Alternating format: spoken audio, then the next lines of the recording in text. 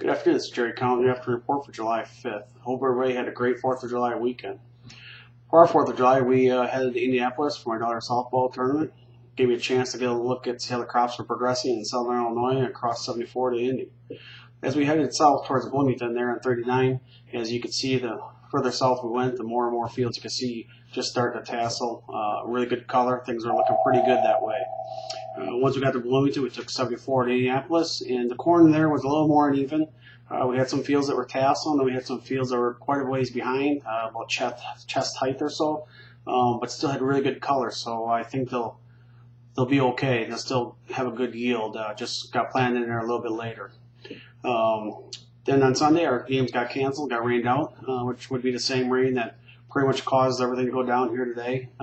Heavy rains in southern Illinois and Indianapolis, which drove the market quite a bit lower here today. And then we come to work today. Basically, the main headline said near to above normal rainfalls, 1 to 3 inches across the Corn Belt over the next 10 days. Caused everything pretty much to go down pretty significant today. Today, old crop corn closed down 8 3/4 at 344. New crop corn closed down 9 1/2 at 358. The low was 348 at one time, which would have put us around that 318, probably the lowest of the year. Old crop beans closed down 55 1/2 at 1117.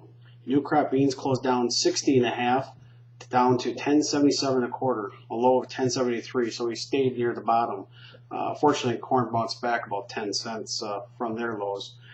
Wheat today closed up at 419 1/2, and the wheat's starting to progress here a little bit. We had some wheat down in the Amboy location over the weekend, running around that 14% moisture. A few phone calls today, kind of seeing who's going yet and who isn't, but doesn't seem like anybody's really going yet. Wait for the next guy to get going to test the moisture. That's all I have for today. As always, thank you for your time and your listening. Thank you.